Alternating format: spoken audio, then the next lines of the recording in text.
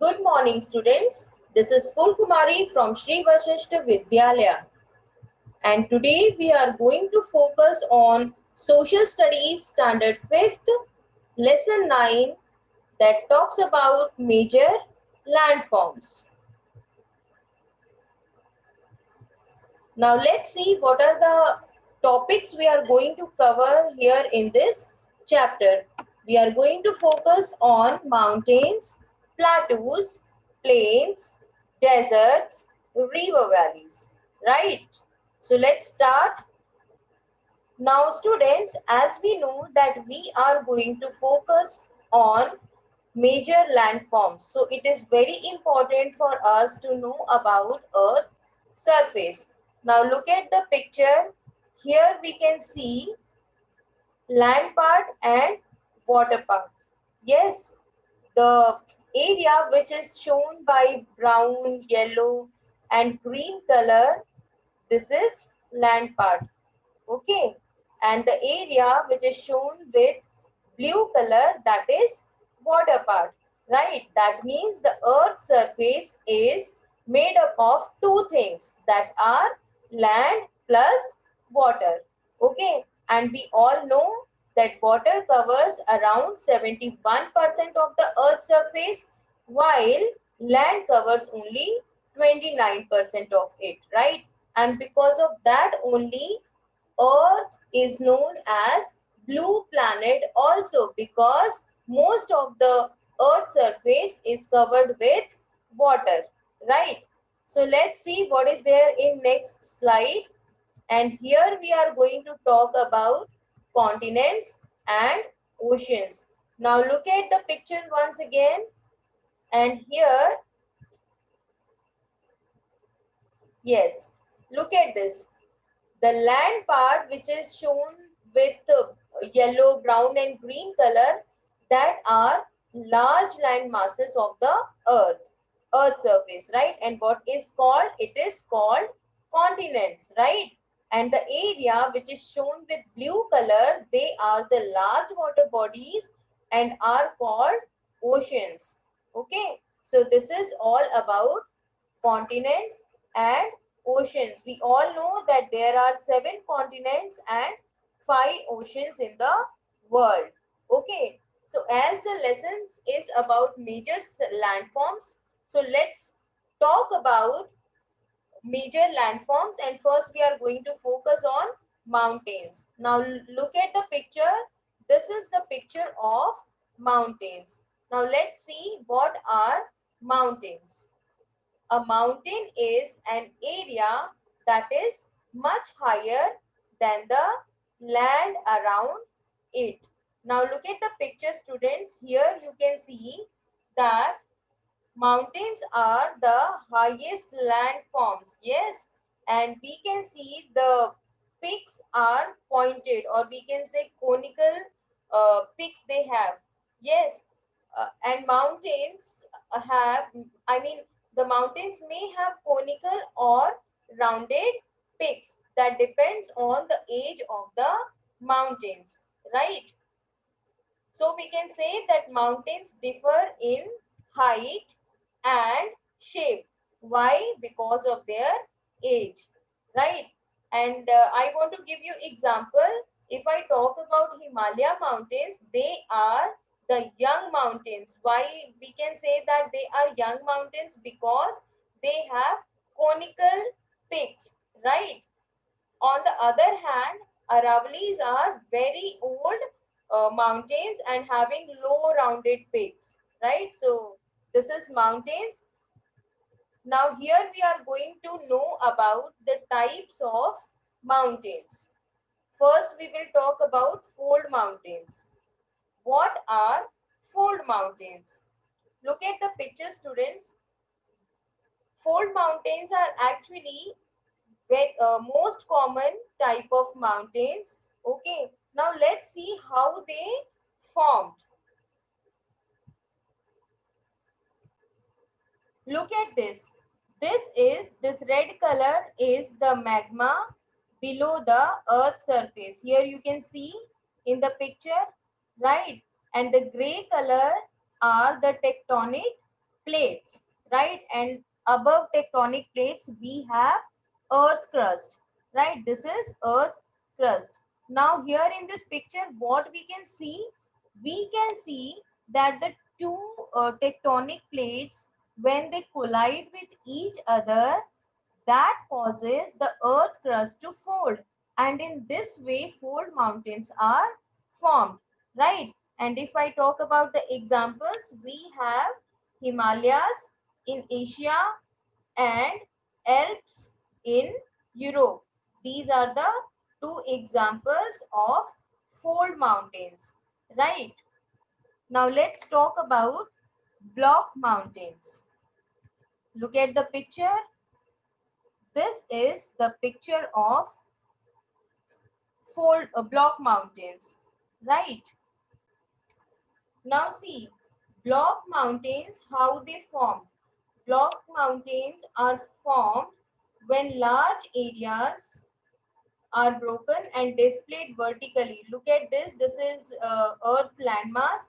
Okay, when these areas are broken and then it displayed vertically, right? And here you can see how it's broken.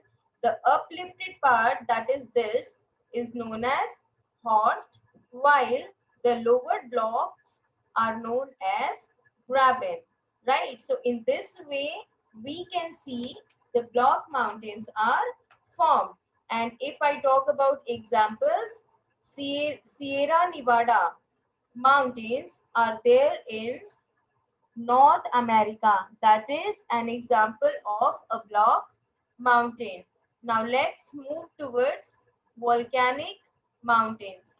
Look at the picture. Here we can see how volcanic mountains are formed. Here we can see,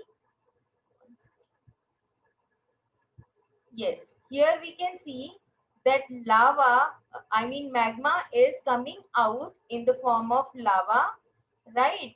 And here we can see the old layers of lava. Look at this, right? So in this way volcanic mountains are formed because of volcanic eruption, right? When lava comes out, it piles up on itself, right?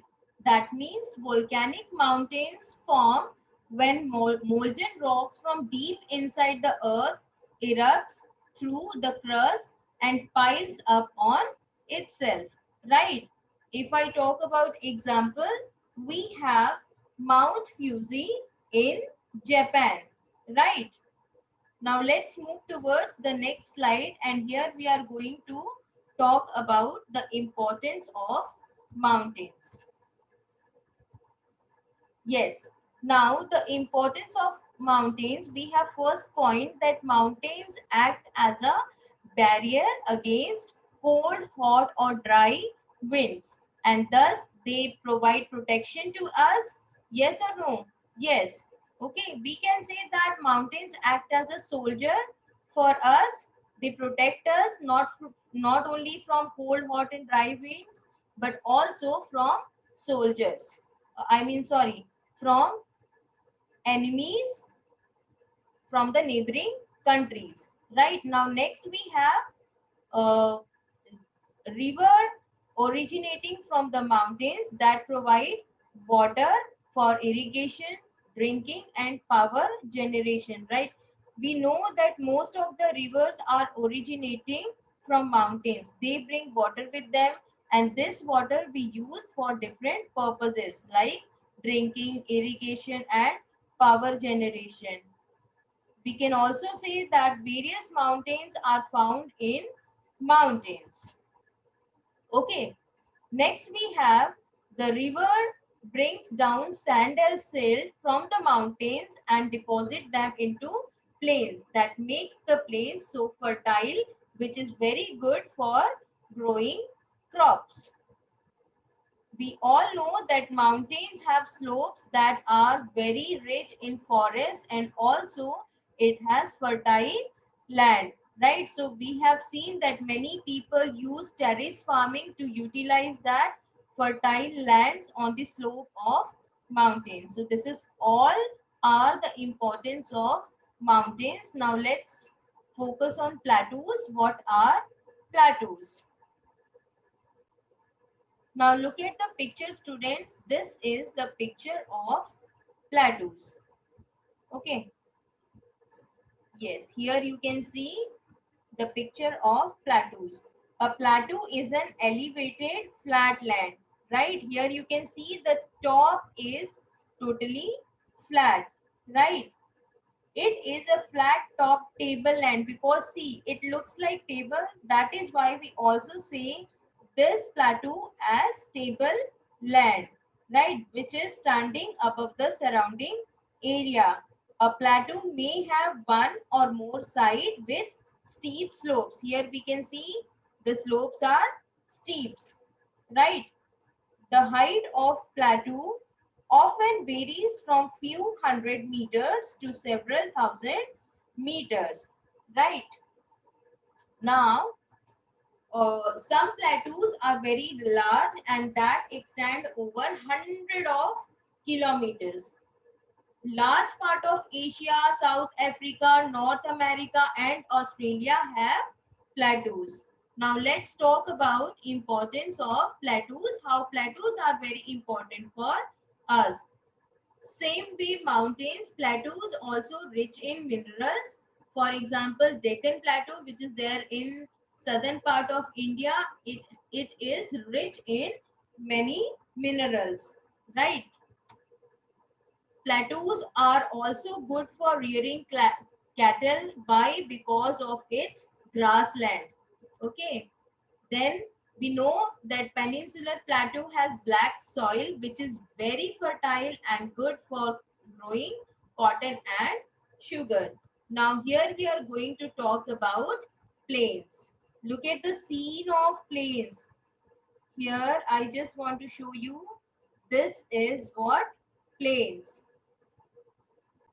Now, what are actually plains? Plains are the large stretches of flat land.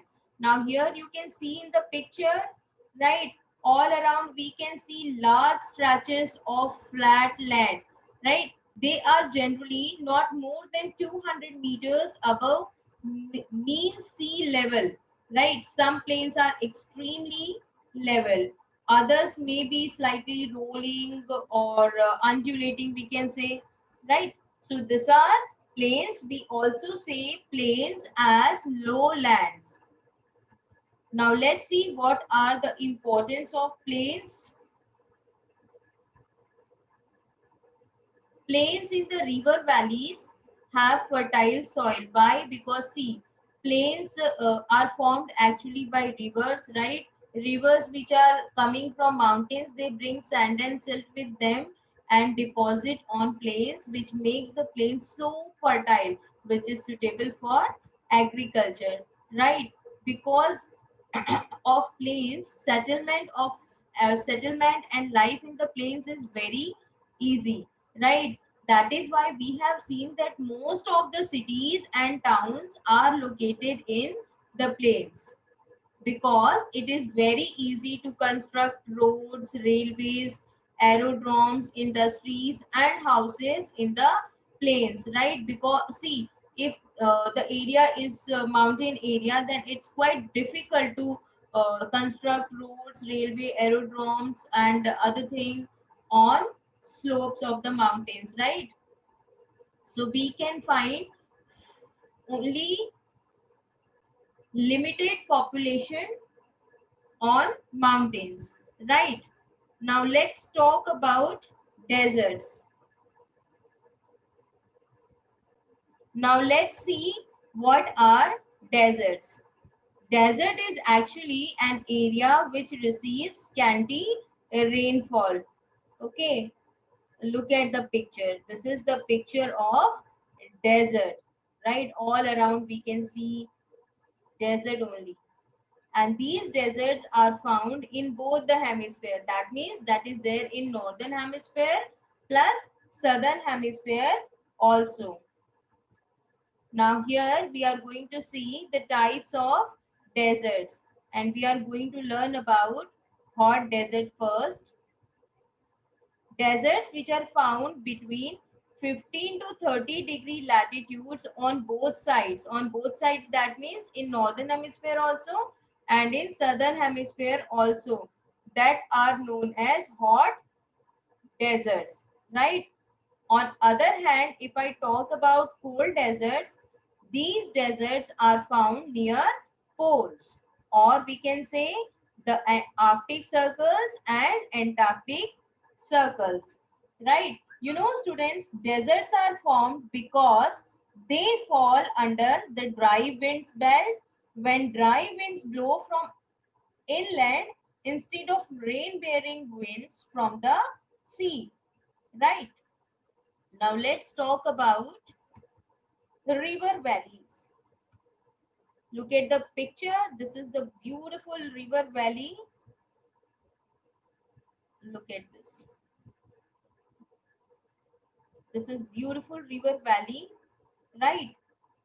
Water flows from high areas to low areas in the form of streams, right? Streams, that means small rivers, right? When many streams join together to form a river, when many streams join together, then we get a river. Most rivers we know that originate in the mountains, and then a river passes through three stages. What are these three stages? Let's see. The first is upper course, and then we have middle course, and at last we are going to see about lower course. Look at this picture. This shows the journey of a river through three stages. I just want to explain you this.